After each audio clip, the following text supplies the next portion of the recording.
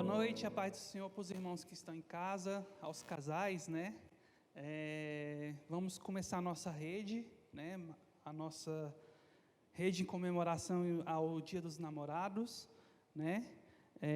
Primeiramente, eu gostaria de ler uma palavra para os irmãos, tá? Que se encontra em 1 Coríntios 11, versículo 10. Portanto, deve a mulher, por causa dos anjos, trazer um véu na cabeça, com sinal de autoridade. No Senhor, todavia, nem a mulher é independente do homem, e nem o homem independente da mulher. Porque, como provém a mulher do homem, assim também é nascido da mulher, e tudo vem de Deus. Irmãos, o que nós queremos trazer nessa noite é uma palavra na qual, voltado também mais em relação à cumplicidade do casal, né? Mas voltado mais para a área espiritual, tá? Porque às vezes a gente não damos atenção devida a isso. E hoje é primordial, seria o primeiro passo para a gente ter um casamento bem sucedido. Eu vou passar para minha esposa, para ela contar o nosso testemunho de uma experiência que é inesquecível para nós, né? A paz do Senhor Jesus, irmãos, boa noite a todos, boa noite aos casais que estão assistindo. Irmãos, essa noite eu quero compartilhar com vocês um testemunho da nossa vida, um dos testemunhos, porque desde quando fizemos a consolidação há pouco mais de 4 anos atrás com o Bispo Hebe e a Bispa Raquel, nós temos vários testemunhos, mas hoje em específico,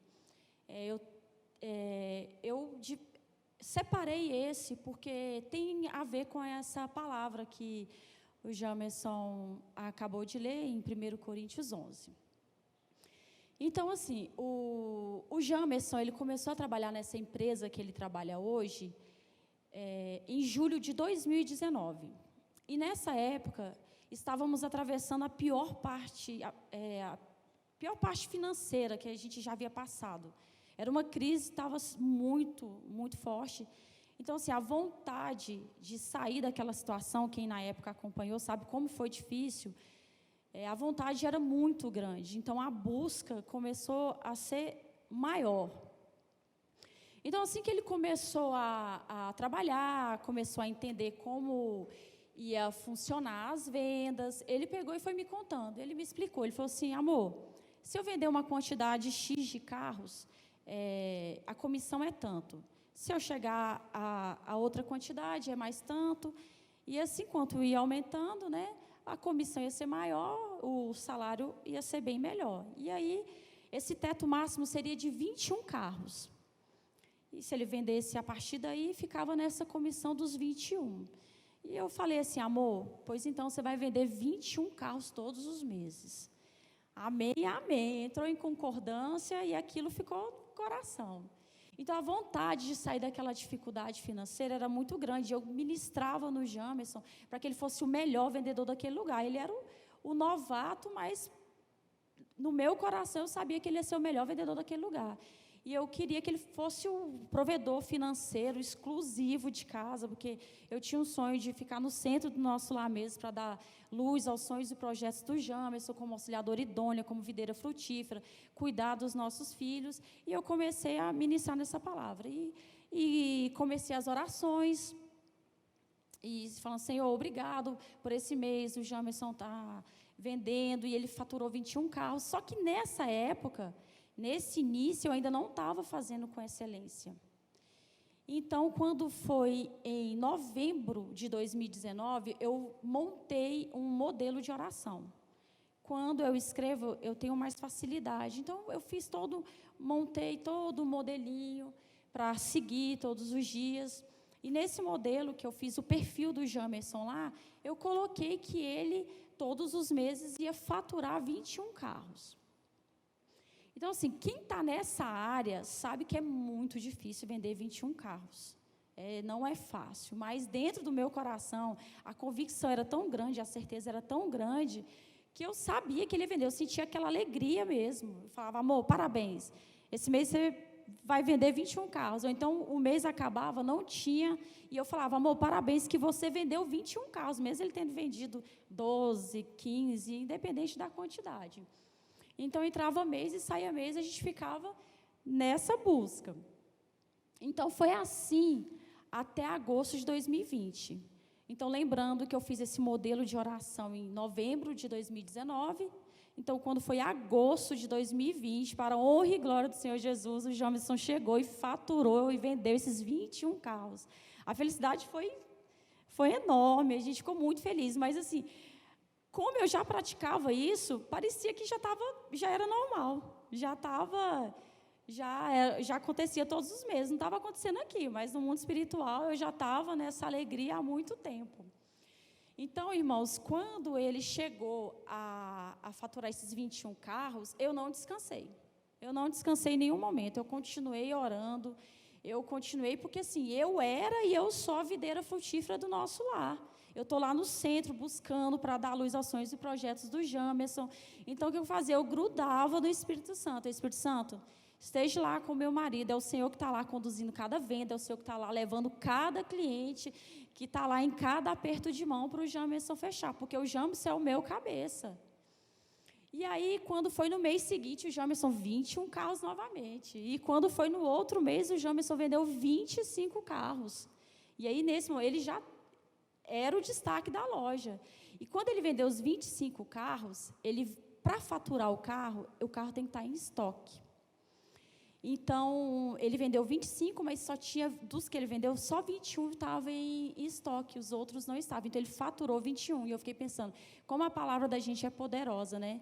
Porque eu estava buscando e falando, e foi os 21. Os outros 4 ficou para o mês seguinte. Ainda até me despertou. Falei assim, não, então, ele pode chegar em 25, vou mudar agora. Agora, a oração lá em casa é 25 carros. E a gente faz essa busca. Os meninos lá em casa, os nossos filhos, eles oram também. O Davi, você chegar nele e falar, Davi, quantos carros o papai vai vender esse mês? Aí ele, 25, porque agora é 25. Mas ele sempre em concordância. E, graças a Deus, vem dando certo. Aí, o que aconteceu? Então, isso foi agosto, setembro, outubro. Quando foi novembro, acredito que foi em novembro, eu tive um sonho. Eu sonhei que eu estava lá na loja do Jamerson, eu estava lá com ele e eu estava ajudando ele a vender. Era como se eu fosse uma assistente, na verdade, uma secretária dele. O cliente chegava, eu dava um pré-atendimento e passava para ele fazer a negociação. E aí o telefone tocava, eu atendia. E quando eu observava na loja, ninguém tinha um ajudante. E eu falava assim, por que será que só o Jamerson tem um ajudante aqui? E aí eu observava que não tinha, ninguém estava reclamando. E ninguém estava reclamando porque ninguém me via. Era muito interessante. Só o Jamerson e os clientes me viam. O resto da loja não me via. E aí eu comecei a observar assim e fui me afastando da mesa dele. Fui chegando para trás, era como se eu já estivesse vendo distante ele, negociando com o cliente. À medida que eu me distanciava, dentro da loja, debaixo do teto da loja, eu vi um telhado que cobria a cabeça do Jamerson e desse cliente, só em cima da mesa do Jamerson. E eu ficava assim, por que esse telhado está aí? Aí eu olhava e o telhado estava em ruínas. O telhado estava para desabar. E eu falava, gente, será que o Jamerson não está vendo que esse telhado vai desabar? E aí a outra situação foi que o Jamerson foi ficando nervoso, ele estava tratando o cliente mal, e o Jamerson, não faz isso, estava tudo bem. E eu ficava um pouco preocupada com aquela situação. E daí o telhado ele desabava em cima dos dois. E nisso eu acordava. Quando eu acordei, eu fiquei muito pensativa. Eu fiquei assim, o que será que significa? Na hora, sim, você não entende. Eu comecei a orar, fiquei pensando bastante nesse sonho. Depois, parece assim que ficou claro. Eu contei para o Jamerson, eu falei, amor, tenho que te contar um sonho. Contei para o Jamerson e tal. E daí eu fiquei assim, por que só o Jamerson tinha um ajudante lá na loja? Porque o Jamerson, ele realmente tem, ele não está sozinho naquele lugar. Ele tem a minha cobertura quando ele está lá. Eu estou em casa, estou orando por ele o tempo todo. Ele tem o Espírito Santo que está lá com ele o tempo todo. Então, assim, a minha oração como auxiliadora idônea dele está fazendo ele colher todos os frutos dos sonhos e projetos que ele tem no coração. Então, assim, por que o telhado caiu? Porque à medida que eu ia me afastando, eu estava deixando de cobrir ele, eu estava deixando de orar. E aí essa cobertura, ele caiu. Então, assim, esse sonho foi uma confirmação de que eu tinha que continuar com aquela cobertura, que eu tinha que continuar buscando cada vez mais, porque eu tinha que estar no centro do nosso lar, declarando o tempo todo que eu era videira frutífera, que o meu marido estava lá naquele lugar, que ele era o melhor daquele local. E ele é, graças a Deus, no final do ano passado, né, amor? Ele recebeu uma placa de melhor vendedor do ano. E, assim, ele era né, como eu falei, o novato, e ele foi, tem gente que está lá há muitos anos, e ele recebeu essa placa. Fala assim, o que o Jamerson tem diferente? O pessoal lá deve ficar, né, se perguntando, mas, assim, eu sempre falo, nós temos Cristo, e essa é a diferença, esse é o brilho. E essa busca, essa cobertura minha, eu sinto que faz a diferença. É tanto que quando eu sei que eu não estou, às vezes, orando muito, do jeito que é para estar, que às vezes a gente dá aquela relaxadazinha, e aí eu já sinto que ele está nervoso. Ele já chega em casa, não, hoje eu não vendi, não sei o quê, ele já vai começando a ficar nervoso. Ele sente que eu não estou orando. Então, eu tenho essa obrigação, essa não é nem obrigação, eu tenho prazer em fazer, é o meu papel. Então, assim, essa busca que eu fiz foi para cobrir ele na questão financeira e profissional. Lógico que eu estava orando em todas as outras áreas, mas a minha busca maior foi por isso. Então, assim, durante esse tempo eu não desanimei.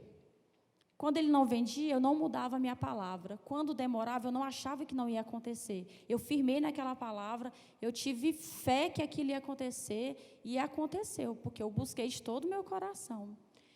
Então, assim, você que agora está ouvindo essa palavra, acho que independente de qualquer situação que você esteja, do que você estiver buscando para o seu marido, do que você estiver buscando para a sua esposa, saiba que é possível, basta você exercer com excelência o seu ministério predominante, o seu papel.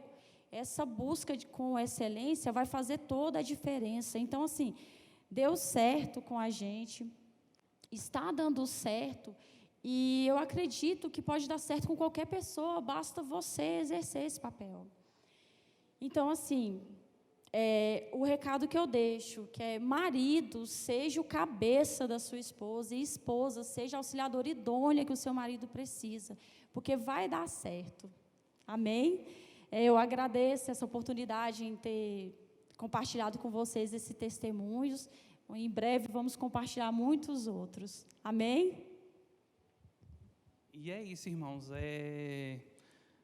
A Bispa Raquel teve acho que uns 2 ou 3 domingos atrás, ela trouxe a palavra e ela falou muito da oração de confissão, né, de você confessar que Jesus Cristo é o seu Senhor. E nós, maridos, também, ela tem um papel dela, e nós, maridos, temos o nosso papel também.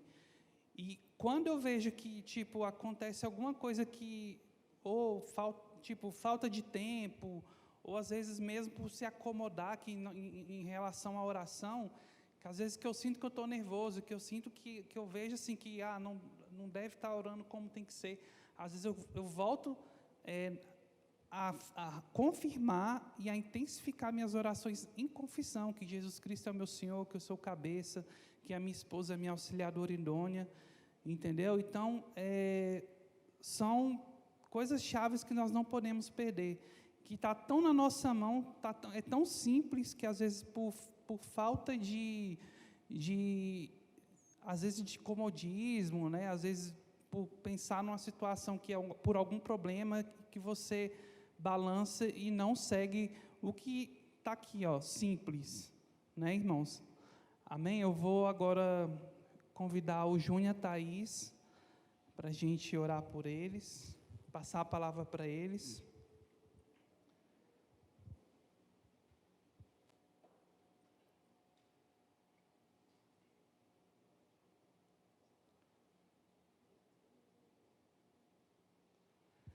Vamos orar por esse casal que está aqui dispostos a trazer a palavra para nós, né?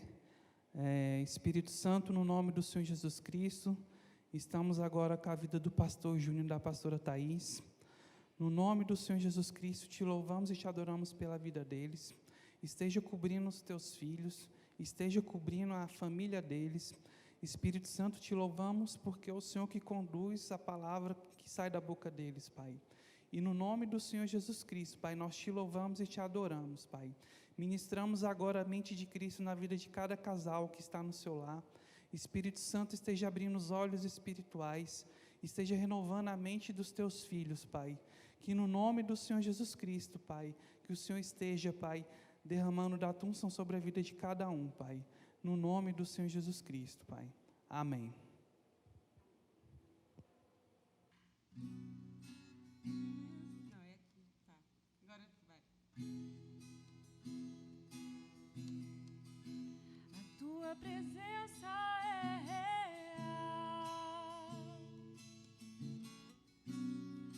aqui neste lugar. A tua presença é real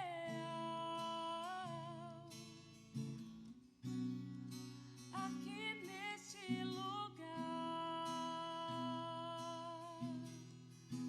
A tua presença é real aqui neste lugar. A tua presença é real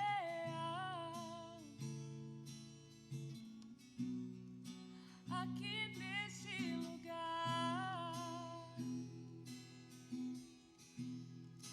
Então adorarei, então eu louvarei, então me renderei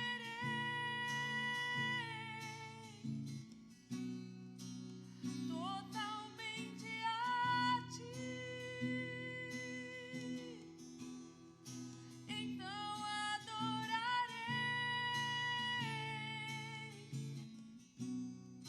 então eu louvarei, então me renderei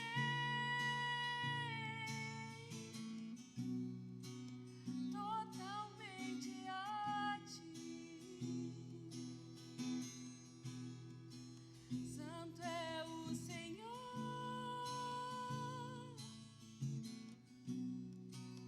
Santo é o Senhor,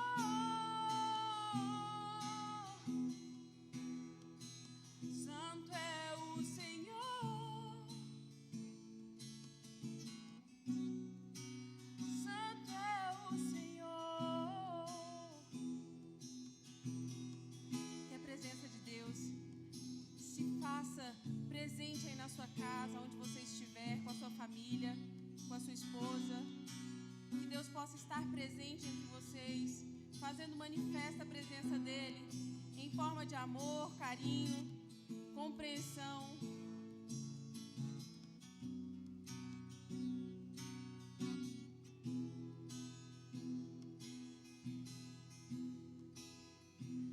Minha família está cheia da tua glória.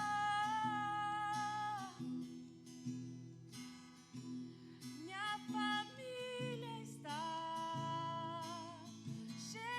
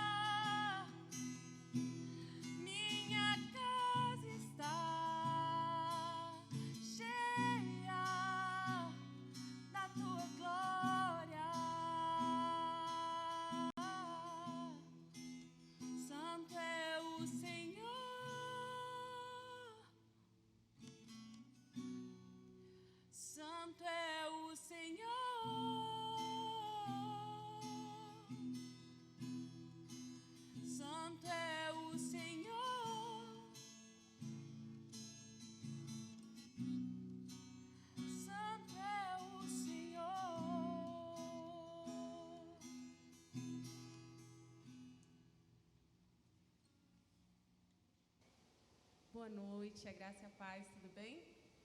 É uma honra para nós estarmos aqui compartilhando do Evangelho, compartilhando a palavra de Deus para casais, né?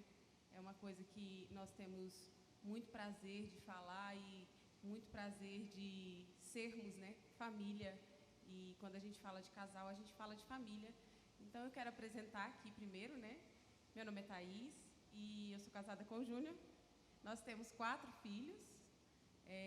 Nós temos uma filha, Valentina, de 8 anos, o Paulo, de 6 anos, e nós temos a Ana Catarina, de 3 anos, e a Isabela, de 1 aninho.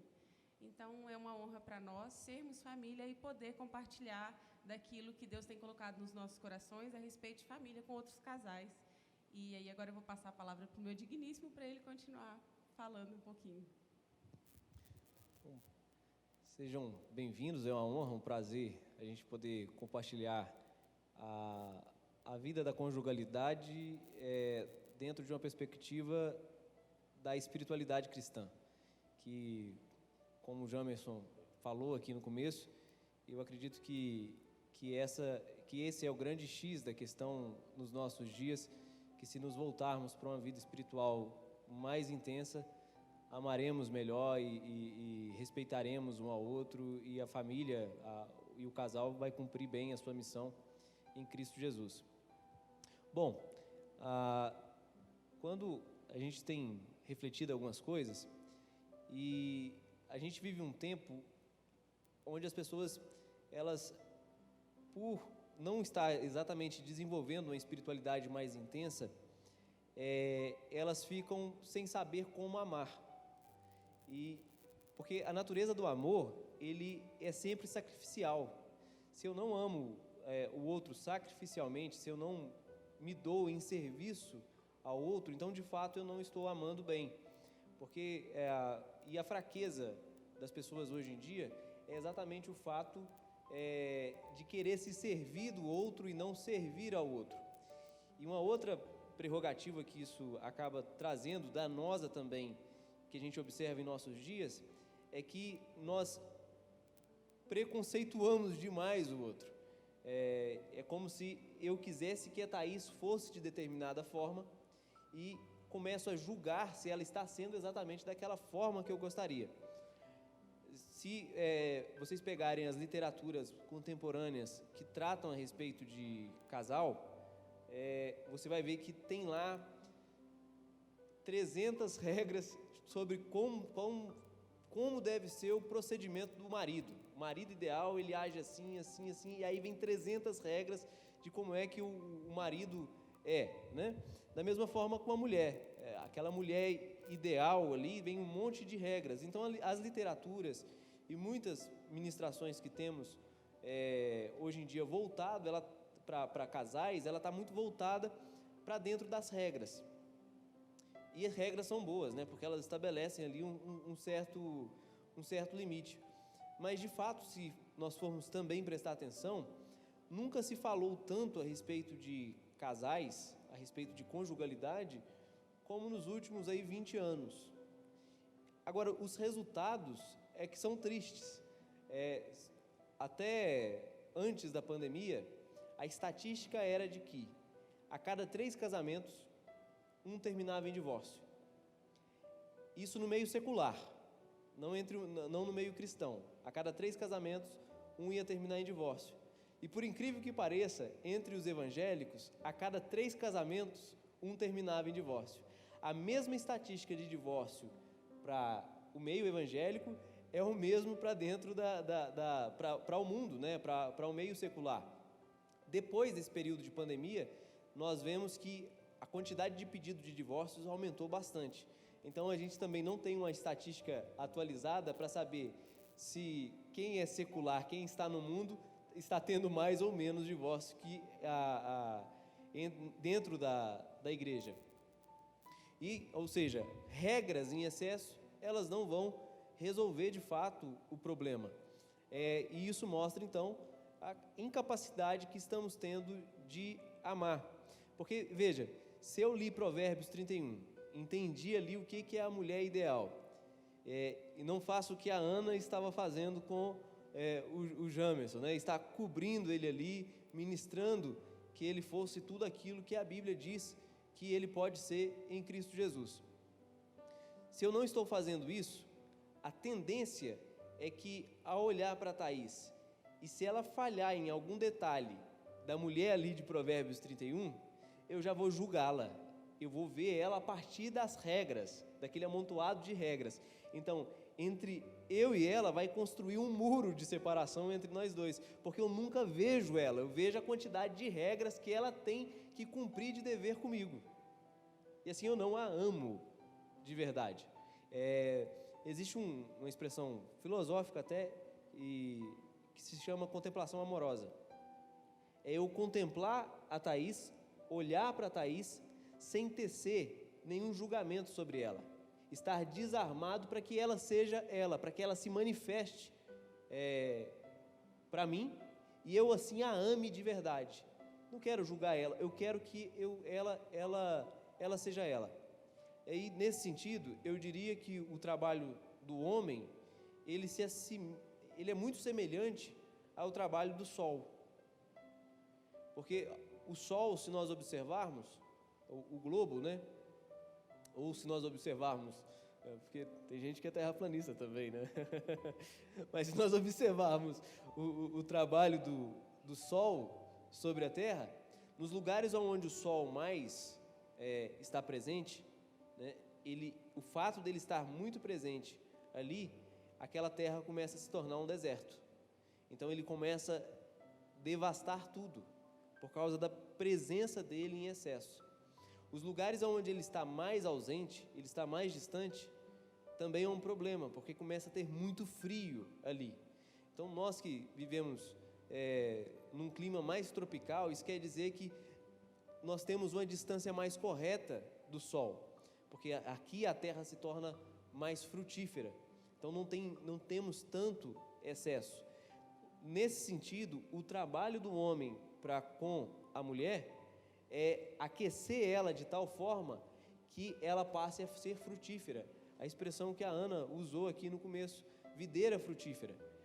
Quem vai dar o calor necessário para que a mulher frutifique é exatamente o homem, né? Assim como todas as sementes que o homem der para a mulher, se ele tiver uma presença que aquece o suficiente apenas, ela vai poder frutificar todas as sementes que ele colocou nela para frutificar.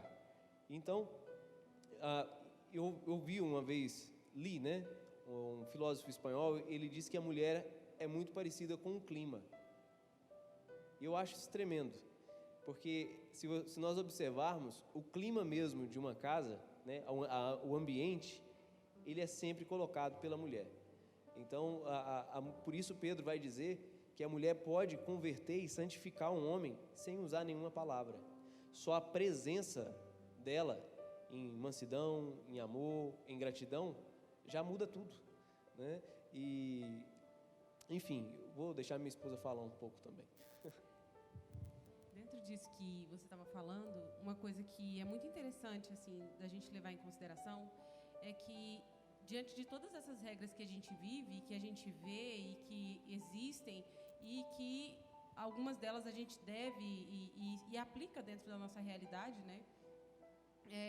Existem alguns pontos que a gente não leva em consideração, porque, assim, como o Júnior estava falando, desse muro que se levanta por causa da quantidade de regras que é colocada, também existe essa outra coisa que ele falou, da contemplação.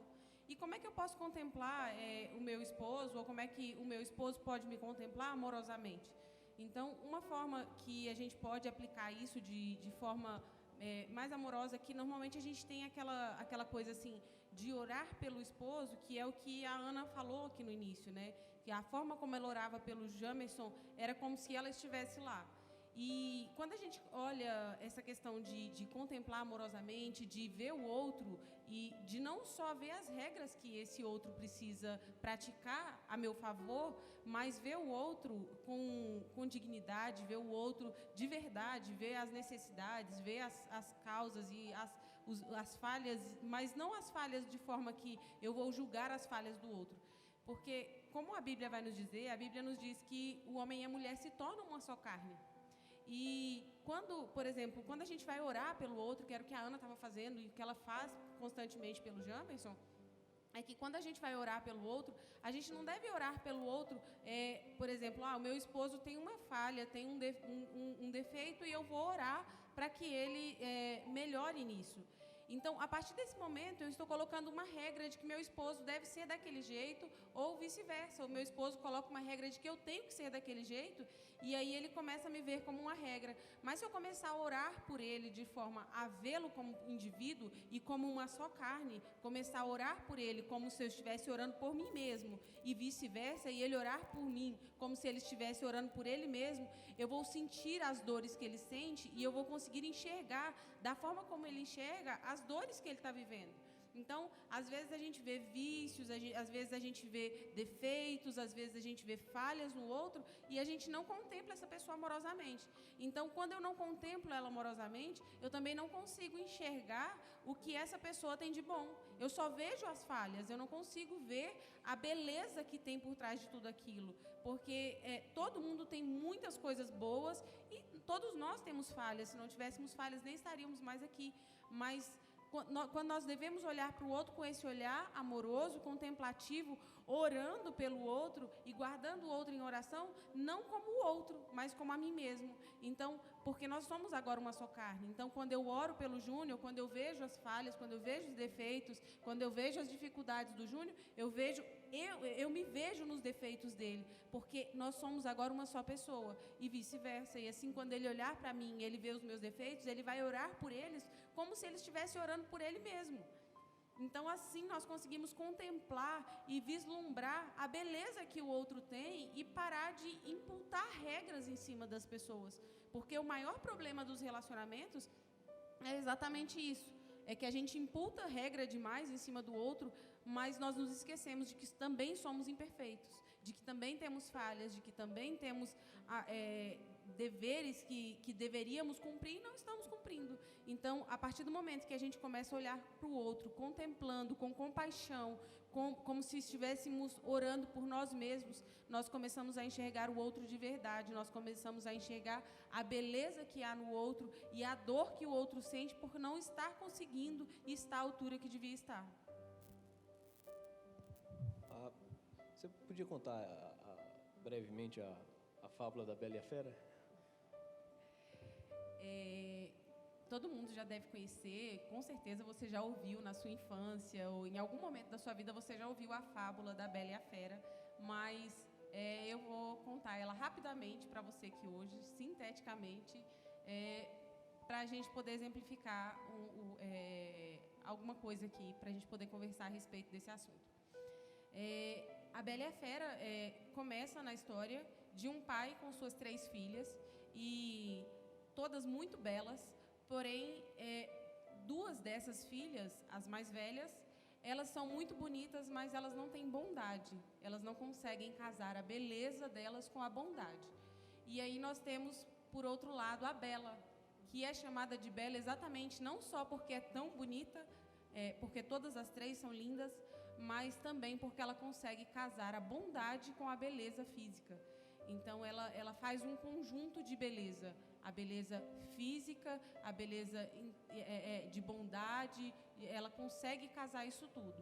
E o pai sai o pai precisa fazer negócios, ele é comerciante, e ele sai para fazer comércios. E antes de sair, ele pergunta às suas filhas, que já estavam esperando que ele fosse fazer essa pergunta, o que elas querem que ele traga para elas quando ele voltar. E rapidamente as 2 primeiras filhas, que não têm essa bondade em si, mas que apenas têm a beleza e a ganância, então elas começam a pedir várias coisas ao pai, elas começam a fazer vários pedidos de coisas fúteis e supérfluas, não que elas não pudessem ter, mas o coração dela estava naquelas coisas. E aí, quando o pai pede a Bela, faz o pedido para a Bela do que ela queria de presente, e ela fala que não tem nada para pedir, que ela já tem tudo, que ela já é muito feliz do jeito que ela é, que ele não precisa trazer um presente para demonstrar o seu amor por ela, porque ela já compreende o amor do pai.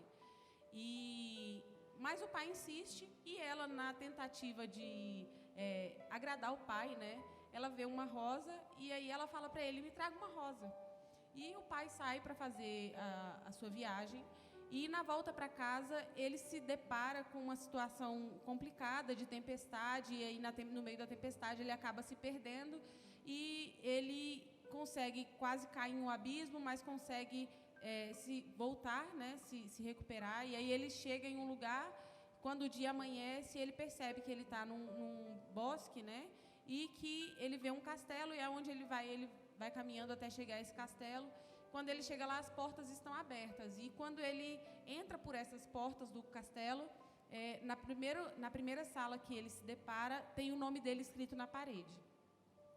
E lá ele é muito bem tratado, ele é sempre bem servido e come as melhores comidas, toma os melhores banhos, e ele é muito bem cuidado ali naquele lugar. E quando ele está indo embora, depois que ele foi muito bem recebido, foi muito bem hospedado, ele está saindo dali para ir para sua casa, e ele vai caminhando e ele se lembra do pedido de Bela, e ali tinha um jardim muito bonito, cheio de flores e rosas, e ele começa a caminhar pelo jardim procurando as rosas e aí ele encontra a roseira mais bonita que tem no jardim, e ali ele corta uma flor. E quando ele corta essa flor sangra. E ele ouve uma voz falando que agora ele estaria condenado à morte, porque ninguém poderia cortar, era proibido, era uma lei que ninguém poderia cortar nenhuma rosa daquele jardim. E aí ele é condenado à morte, e ele conversa com a fera, aparece para ele conversa com a fera, e ele fala para a fera que ele tem filhas, e que ele precisa cuidar das filhas dele, que se ele tivesse mais 3 meses de vida, ele conseguiria organizar toda a vida financeira e toda a vida dele para que as filhas dele não sofressem necessidade, para que elas não tivessem nenhum tipo de dificuldade.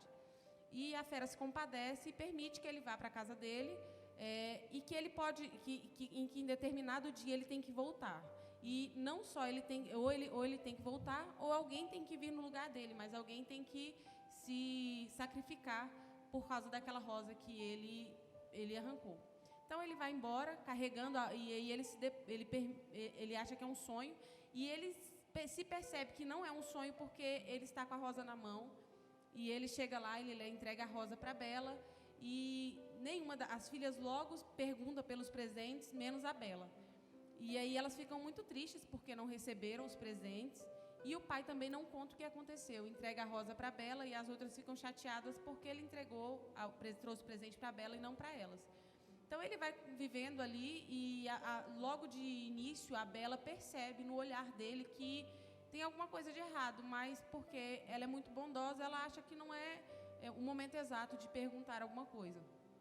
Então ele vai caminhando e ela vai sondando ele, até que um certo dia ela vai sondando ele à noite, e ela escuta ele falando que se ele não tivesse arrancado aquela rosa, agora ele não estaria condenado à morte. E ela percebe que o pai dela vai morrer porque ela pediu uma rosa. E aí essa rosa, ela descobre como é que o pai dela iria para esse lugar, que era através de um anel. Ela pega esse anel, escreve uma carta ao pai e coloca esse anel no dedo e vai para a casa da fera.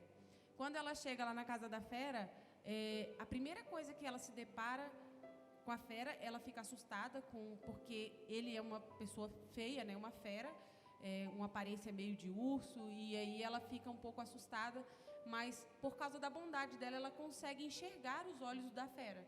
E ela consegue ver os olhos da fera, e ela consegue enxergar a bondade nos olhos da fera. E ela permanece ali por um tempo, até que ela tinha acesso, ela tinha um espelho na casa dela, lá no quarto dela, onde ela via todos os dias o pai dela. E aí ela percebe que o pai dela está muito doente, ela pede compaixão para a fera, para que ela vá cuidar do pai.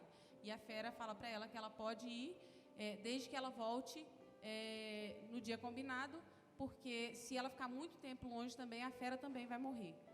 E aí ela vai cuidar do pai, o pai se recupera, as irmãs enciumadas descobrem o anel, descobrem que ela voltaria para a casa da fera com o anel e esconde esse anel. E a fera, ela tinha sonhos constantes com a fera, e num desses sonhos ela percebeu que a fera, ela estava muito doente, que ela estava prestes a morrer. E ela chega até as irmãs e fala para as irmãs: olha, ela bolou um plano, né? Se vocês não, quem estiver com aquele anel que vocês me roubaram, vai morrer dentro de 3 meses. E aí elas ficam com medo de morrer, claro, né? E devolvem o anel para ela e ela volta para a fera. E aí quando ela chega na casa da fera, novamente, que ela começa a cuidar da fera e o encanto se desfaz, né? Porque ela percebe que agora ela ama a fera. Ela percebeu que por causa da dor da fera, porque a fera estava doente e ela sentiu necessidade de voltar para cuidar da fera, ela amava a fera. E aí o encanto se quebra, né? E ela descobre que a fera, na verdade, é um príncipe e que a rosa que o pai dela tinha arrancado, na verdade, era um soldado, né? Que tinha sido transformado em jardim, né? Em uma roseira. E aí, mas enfim, a história termina tudo muito bem, de forma que a Bela e a Fera ali, eles têm um relacionamento agora de amor, né? É muito boa essas histórias, né? Porque, veja, a Bela, ela, além de ser bela esteticamente, ela também tinha um coração belo e ela sabia amar, diferente de suas irmãs. Suas irmãs era o que era tudo para elas. Já a Bela, ela tinha a capacidade de ir na direção do outro, né? O Kierkegaard diz que a felicidade é uma porta que se abre para fora.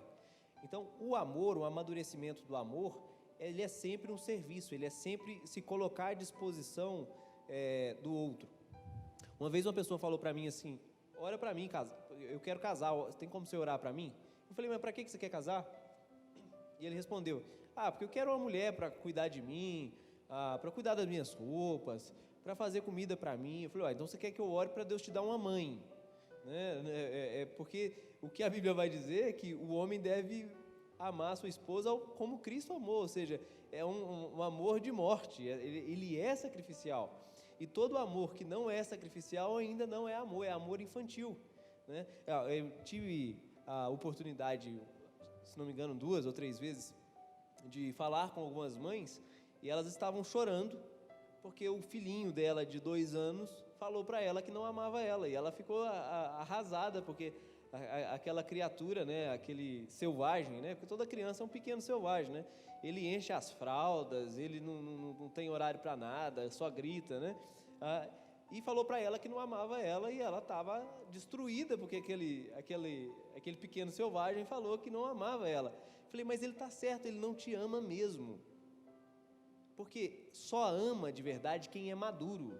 Ele não aprendeu a amar ainda, ele não sabe o que é isso.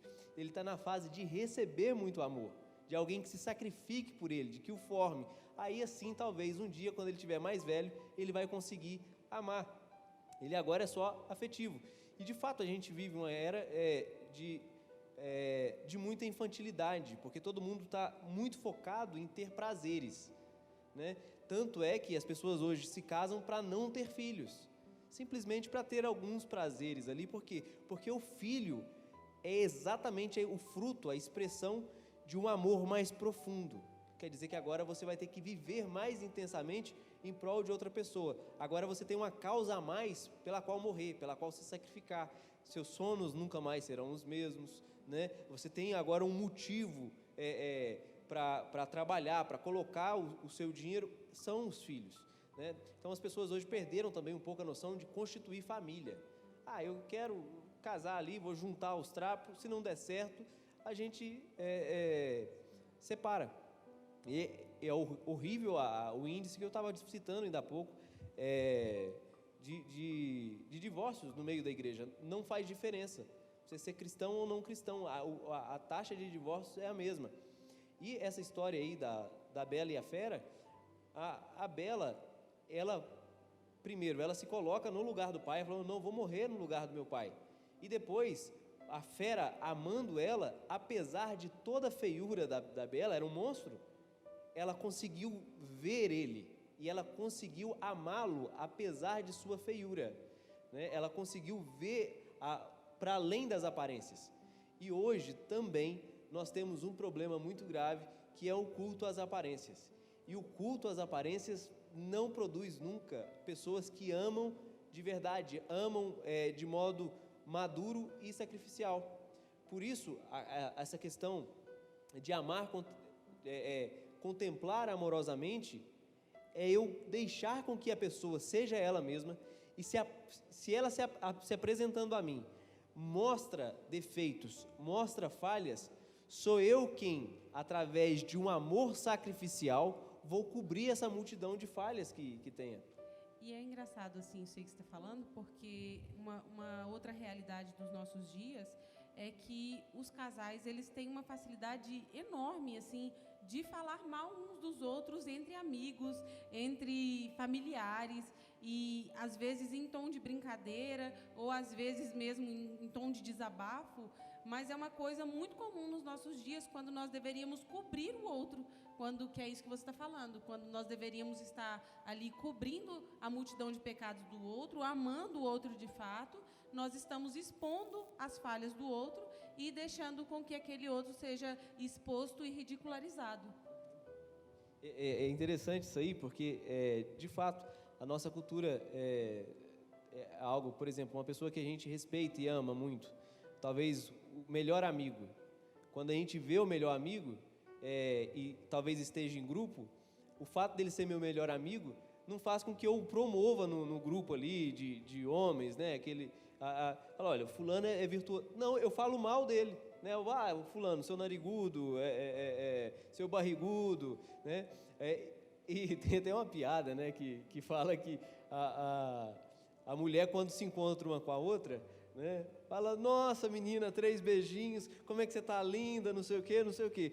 Quando vira as costas, nossa, ela engordou, né? Viu como é que ela tá isso, tá aquilo outro, né?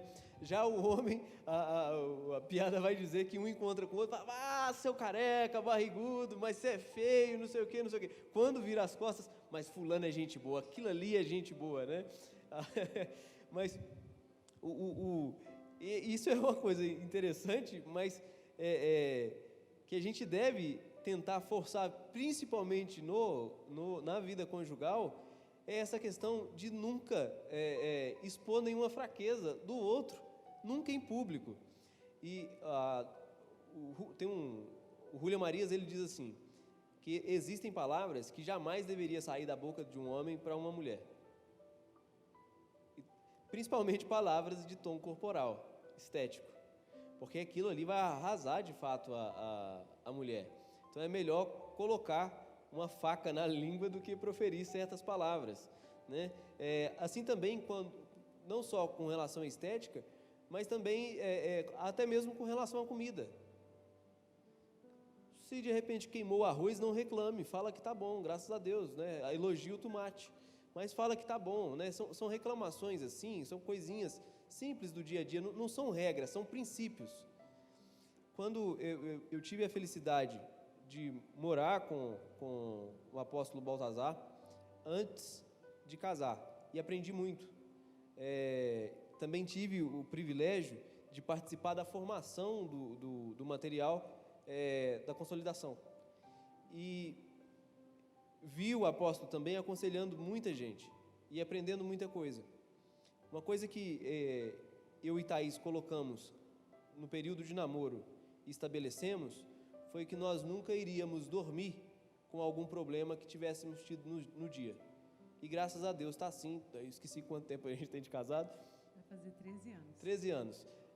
A gente nunca passou de um dia para o outro com um problema. Todos os problemas que tivemos pontuais naquele dia, eles foram conversados antes de dormirmos. Algumas vezes quase que passa, né? Mas o princípio foi mais forte. E de modo que você não encarna o mal do dia, né? A reencarnação que eu acredito é a seguinte: o mal do dia anterior ser reencarnado no dia posterior, né? Porque daqui a pouco a gente perde o controle e não fica tão mais leve, vai ficando um fardo muito pesado. E quanto mais vai deixando passar, né? Quanto mais você vai acumulando problemas, na primeira oportunidade que você tem, que você estiver um pouquinho mais nervoso, você vai estourar. E aí um problema que poderia ser resolvido de forma tão simples e tão prática, já se tornou um monstro tão grande, uma fera tão grande, que você já não consegue mais resolver. Então, eu vejo muitos casais assim, chutando balde por coisas que poderiam ter sido resolvidos há muito tempo atrás, poderiam ter sido resolvidos no dia que aconteceu, e aí passaram-se dias e dias e dias acumulando problemas atrás de problemas, sem resolver, sem se conversar, e aí quando você vê, a pessoa já perdeu a paciência, ela já não tem mais, ela já acha que não existe mais esperança para aquele relacionamento, e ela chuta o balde por coisas simples que poderiam ter sido resolvidas diariamente, se tivéssemos decidido, optado por viver uma espiritualidade diária dentro de casa, uma espiritualidade cotidiana, de forma que a gente vive cada dia para Deus. Então, se Deus nos instituiu para sermos uma só carne, então, para que difamar o outro? Por que não resolver as nossas dificuldades, já que somos um só? Então, nós podemos e devemos resolver esses problemas para não acarretar em problemas ainda piores, né? É um recadinho para os homens, né? Eu já vi homem reclamar do corpo da mulher dele. Ela teve lá 2, 3 filhos, fez umas cesáreas, então alguma coisa aconteceu durante esse intervalo, né? E o sujeito, o idiota, vai lá e reclama do corpo dela. Olha aqui, olhe nos meus olhos, ô burro, foi você quem fez isso. Então, a Bíblia, Provérbios, fala uma coisa muito interessante, fala que a gente deve respeitar as cãs dos velhos, as rugas dos velhos, porque aquela ruga ali, ela tem uma experiência, ela tem uma vida, toda uma vida atrás daquelas rugas. Quando você está diante de um velho, você está diante de uma pessoa que viveu muito, tem um peso. Tanto é que, se você já observou, uma pessoa um pouco mais velha, né?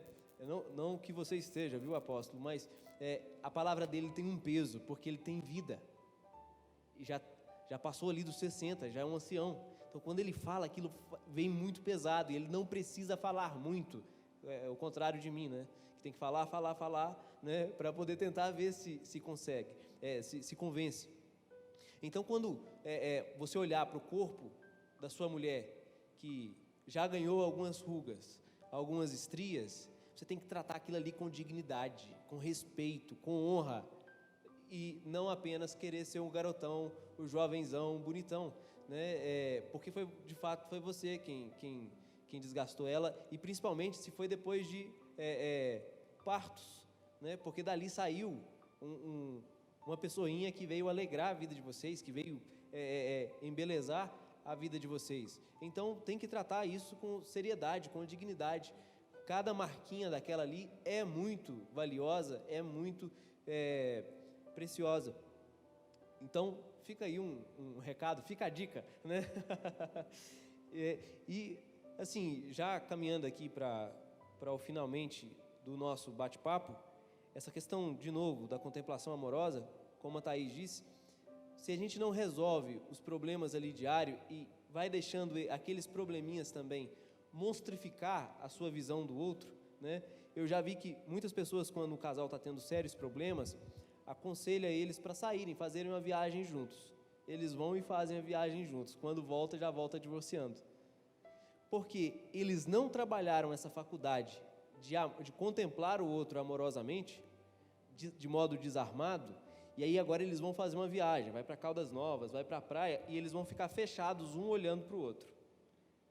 E a feiura dos defeitos que foram sendo vividos durante todo aquele tempo, aquele negócio vai aparecendo, vai vendo um monstro, mas ela não sabe olhar para além daquela monstruosidade. Então, quando volta, já voltam pedindo divórcio, né? A gente até tentou, a gente viajou, a gente fez isso, aquilo outro, e não conseguiu o resultado. E aí a gente volta lá na Bela e a Fera, né? Porque quando a gente chega, quando a Bela, o primeiro encontro que ela tem com a fera, ela fica horrorizada, ela fica com medo por causa da feiura dele, mas ela consegue enxergar a bondade nos olhos dele. E quando ela volta para cuidar da fera, quando a fera estava quase morrendo, ela consegue olhar nos olhos da fera e trazer a beleza da fera à tona. Ela consegue quebrar um feitiço, uma maldição, que a gente pode colocar aqui como todas essas feiuras, todas essas coisas, todos esses males que a gente vê no outro, todas essas falhas, todos esses vícios, todos esses problemas que a gente olha e fala assim, eu só consigo enxergar isso. Meu marido está sendo um inútil, meu marido está sendo isso. Então, a gente só consegue enxergar esses problemas. Então, muitas mulheres vão falar, meu marido é um viciado, meu marido só sabe jogar videogame, meu marido só sabe fazer isso, meu marido só sabe fazer aquilo outro. Então, quando a gente contempla o outro amorosamente, quando a gente vê o outro como sendo carne da minha carne, como sendo uma só carne comigo, e eu começo a olhar para ele com compaixão, então eu faço como a Bela fez. Eu começo a olhar as virtudes dele, eu começo a olhar o que ele tem de bom, e eu começo a ver o quanto ele luta contra os erros e contra os pecados dele, enquanto eu só estou enxergando os pecados e as falhas dele. Então, eu começo a conseguir enxergar aquilo que ele tem de bom, aquilo que ele tem de virtuoso, aquele amor que ele tem por mim, aquele cuidado que ele tem com os meus filhos, aquele cuidado que ele tem com a família. Então, nós começamos a conseguir enxergar todas essas coisas. E a Bela, quando está ali cuidando da fera, mesmo vendo ele de forma muito horrorosa, de forma muito feia, ela consegue quebrar todo esse encantamento e trazer a beleza que tem por dentro dele à tona. Ela consegue agora mostrar, quebrar aquele feitiço e ver a fera de fato como ela é. Ver ele na íntegra, ver que aquela feiura toda era só uma casca e que por dentro dele agora renasce uma beleza, por dentro dele agora ela vê um homem formado, um homem belo, um homem carinhoso, um homem amoroso, um homem bondoso. E aí quando a gente começa a olhar para o nosso cônjuge dessa forma, quando a gente começa a olhar para o outro dessa forma, a gente começa a trazer à tona, porque é muito constrangedor se a gente for pensar também por outro lado. Uma pessoa que está sendo sempre amada e sendo respeitada pelo que ela é, porque eu como mulher já conversei e já vi muitas coisas a respeito disso, de mulheres que desrespeitam e desonram o seu marido por pequenos detalhes. Então, é um filho que o pai falou alguma coisa e você desautoriza o pai e você desrespeita o que... seu pai não sabia o que estava falando. Às vezes parece uma coisa tão boba e tão simples, mas na cabeça da criança aquilo vira um monstro, porque a criança não sabe em quem acreditar. Ela confia no pai, ela confia na mãe, mas ela não sabe em quem acreditar. E o homem, ele tem necessidade de respeito, Deus o criou para ser respeitado. Então, quando nós começamos a vê-lo assim, nós conseguimos trazer à tona, porque o amor, ele constrange. O amor, ele cobre multidão de erros, ele cobre multidão de pecados, e ele constrange. Então, a outra pessoa que está sendo amada, se ela é amada de verdade, se você a contempla de forma verdadeira, não tem como essa pessoa não ser transformada pelo amor, porque o amor, ele transforma, ele muda, ele traz à tona, ele dá força para que o outro consiga vencer os próprios vícios, assim como ele te dá força para você também vencer os próprios vícios. Então, essa coisa da Bela e da Fera é você conseguir enxergar o seu marido assim como Cristo vê e trazer à tona a beleza, a realidade de quem esse homem é. Então, é começar a enxergar a beleza que tem nele, que às vezes nós não nos damos conta. Quando a gente casa, né, quando faz aquela promessa ali de fidelidade, há entre elas, a primeira palavra ali é respeito, né? Que eu prometo te respeitar, é uma das primeiras, né? E a palavra respeito, ela é bem interessante a etimologia dela, porque ela trata de olhar novamente. Então, tá nela, né, essa questão de saber contemplar. E provavelmente essa é a primeira promessa quebrada, né? Porque, tá namorando ali, né? Tá naquele processo ali então tá tudo bonito, tá ali apaixonado, imbecilizado, tudo é lindo, né? De repente, né? Depois que casou, né? Que colocou a algeminha aqui no dedo, pronto, agora nem tudo mais tá do jeito que era. E eu começo a exigir, né? É aí onde começa o problema de monstrificar o outro, transformar o outro numa fera. E respeitar é exatamente deixar com que a pessoa seja ela. E amá-la, né, sem colocar nada, sem manipulá-la. Amá-la do jeito que ela é, né, e todo mundo, a gente sabe que na vida conjugal é a capacidade de ficar nu diante do outro e não se envergonhar, né? É ali que ninguém vai me conhecer melhor do que do que a minha esposa. Então, todos os meus defeitos vão estar expostos para ela o tempo todo. Então, o casamento ficaria, de fato, insuportável quando a gente é tão infantil ao ponto de cobrar muito do outro. Santo Agostinho diz uma coisa bem interessante: procura corrigir as falhas que você vê no outro em si mesmo, e logo você verá que você não vai ver mais as falhas do outro. Porque geralmente as falhas do outro que me incomoda muito é porque ela é um cisco no olho do outro, enquanto ela é uma trave no meu olho. Então aquilo que me incomoda demais é provavelmente porque eu carrego aquele defeito ali muito forte. Durante esse tempo aqui de bate-papo, eu estou aqui lembrando de algo que eu faço em empresas e também em atendimentos individuais. Eu geralmente eu faço as pessoas entenderem o temperamento dela. É um conhecimento antigo, é um conhecimento muito simples, mas ele é muito salvífico também, porque o temperamento que a gente leva ele para a vida toda. Em empresa, eu julgo ali, a gente vê o temperamento das pessoas, tanto para formar equipes, tanto para as pessoas entenderem qual é o temperamento da outra pessoa, né? E até para ela avaliar se a pessoa que está na área de venda, ela conseguir ter alguma inteligência ali de compreender qual é que tipo de temperamento o cliente que chegou tem, porque isso vai fazer diferença na hora de fechar, de conduzir a conversa, enfim. E tá aí, né? Eu deixo a sugestão para que vocês também entendam o temperamento um do outro. No nosso caso aqui, eu sou colérico, a Thaís é melancólica. Então, eu saber que ela sempre vai ter ela vai sentir o mundo de forma melancólica, né? E o Aristóteles, ele colocou ali na sua física, os temperamentos é um conhecimento tão antigo que foi Hipócrates quem começou com isso, né? Depois, Aristóteles faz um acréscimo aos temperamentos, que são 4, baseado ali nos 4 elementos, né? Que seria fogo, ar, terra e água. Então, o melancólico, ele vai dizer que o melancólico é igual terra, né? A terra é fria e seca. Então, tem uma certa frieza no melancólico. O melancólico não adianta você falar uma coisa com ele que ele vai ficar empolgadíssimo, nossa, que melhor notícia do mundo. Não, ele não vai agir assim. Ele vai falar, olha, que legal, interessante, né? E você tem que saber que terra, ela tem esse elemento de que se você moveu a terra, ela não vai voltar para um lugar sozinha, né? Então, se você faz uma coisa para ela que seja muito boa, aquilo ali vai ser de fato um impacto forte para ela.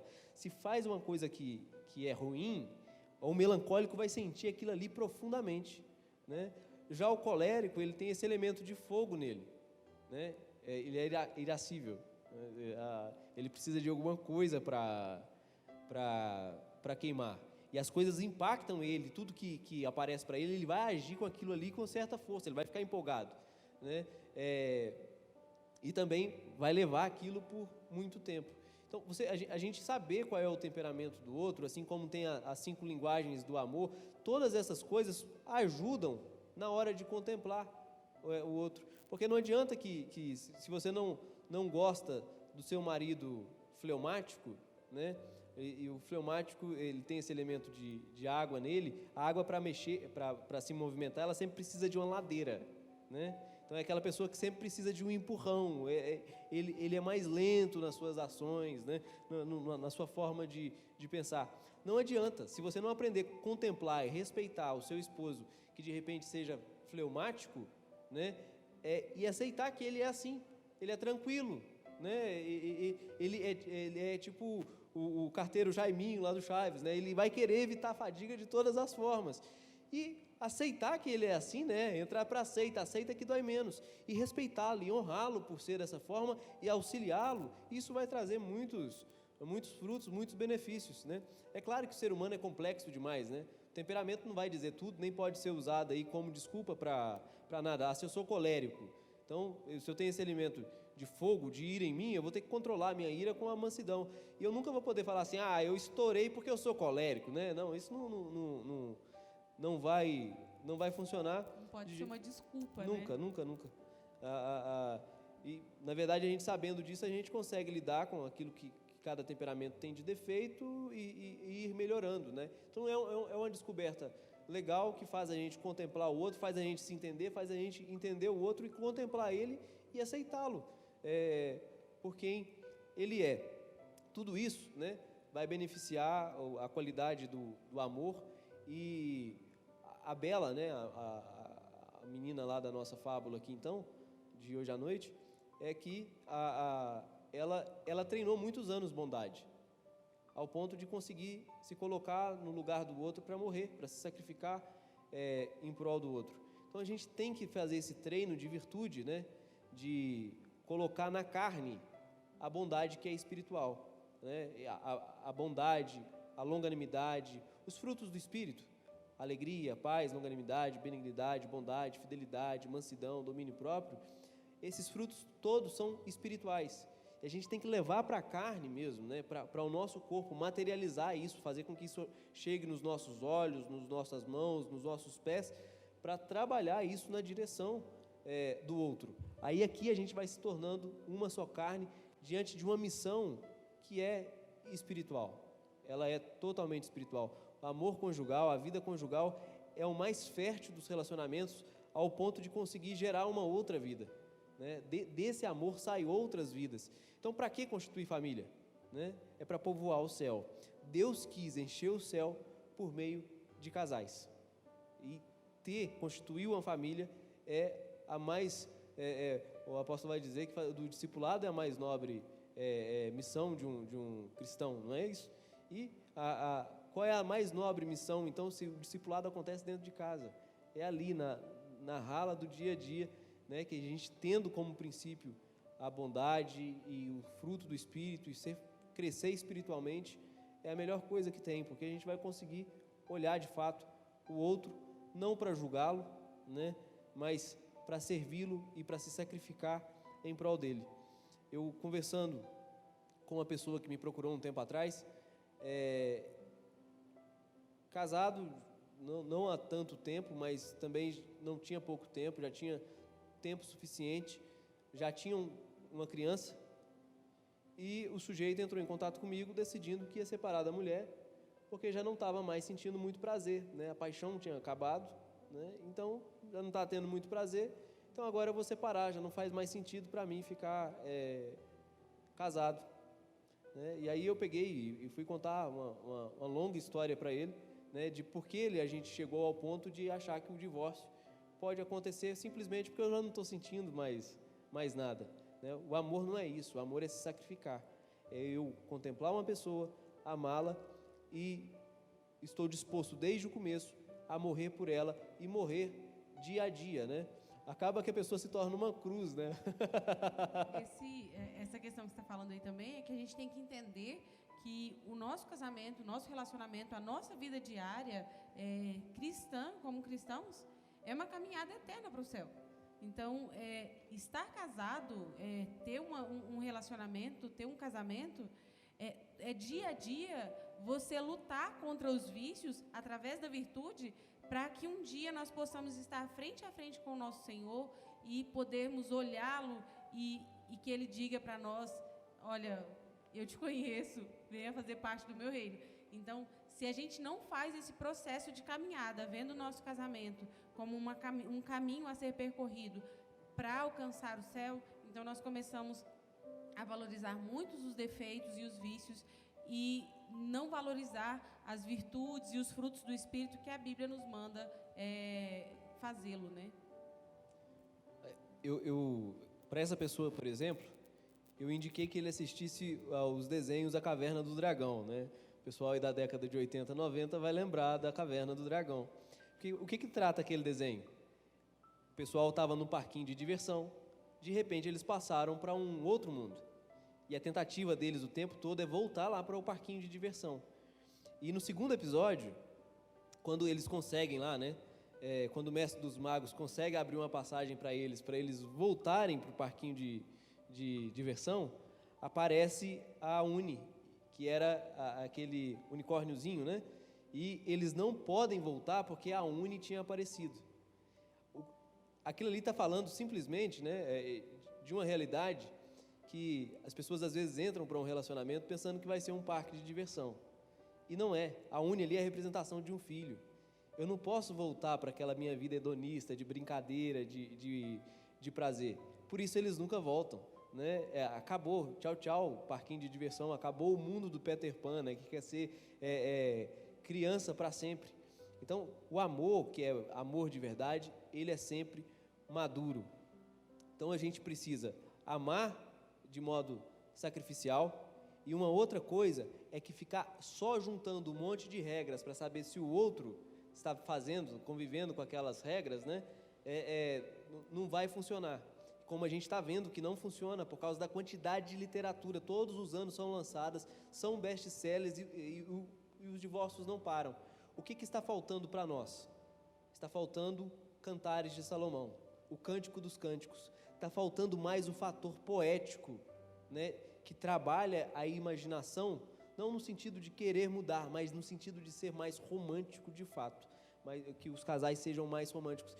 Eu estou estudando de modo mais profundo o livro de Cantares, e olha, eu acho que ele é proibido para menores de 18 anos mesmo, né? E está ali na Bíblia. Então, é isso. Acho que já... Você quer falar mais alguma coisa? Não? Então, se de tudo que você puder ter entendido aí do que a gente fez aqui nessa salada, nesse bate-papo, eu gostaria simplesmente que você ficasse com isso em mente. Eu estou aqui para amar meu cônjuge de modo sacrificial, para servi-lo ou para servi-la, e para contemplá-lo e ver beleza, né, e encontrar ali dentro aquela princesa ou aquele príncipe encantado e olhar além das aparências, né? O testemunho da Ana aqui, que corrobora muito com tudo que a gente falou aqui, ela, através das orações e através das ministrações dela, ela estava indo na direção do Jamerson, campeão de vendas, né? Sendo premiado como o melhor vendedor. Estava vendo além das aparências, e isso a gente pode trabalhar isso em tudo, até para fora do relacionamento com os filhos, com a sogra, né? Imagina você conseguir contemplar a sua sogra amorosamente, que maravilha, né? Passar além de tudo aquilo. Então, é isso, vamos orar? Pai Celestial, nós queremos colocar a vida de cada casal nesse dia dos namorados. Que palavra bonita é essa? Namorado, enamorar, estar em amor. Queremos viver esse amor e queremos amadurecer cada vez mais nesse amor. Nós declaramos, Deus, sobre a vida de cada pessoa que esteve conosco aqui, que eles vão conseguir trabalhar essa dimensão da contemplação e desse amor sacrificial que cobre multidão de falhas, que cobre multidão de pecados, e que é um amor que, por mais que ele se apresente como passivo, ele não é passivo, ele é capaz de transformar feiura em beleza, ele é capaz de quebrar maldições, ele é capaz de quebrar encantos, ele é capaz de quebrar sofismas, ele é capaz de quebrar o orgulho, a altivez, e fazermos com que as nossas famílias, os nossos lares, sejam um pedacinho do céu aqui na terra. Em nome de Jesus, Deus, nós oramos para que o Senhor nos perdoe. Perdoe as nossas dívidas, assim como nós perdoamos os nossos devedores. Em nome de Jesus. Eu gosto muito dessa oração, perdoe as nossas dívidas do Pai Nosso, que Jesus nos ensina a orar, porque dívida é um dever. E quando todos os dias nós ficamos aquém daquilo que deveríamos ser. É muito difícil um dia que a gente não vai fazer exame de consciência lá no travesseiro, falar, poxa, eu não fui tudo que eu deveria ser hoje.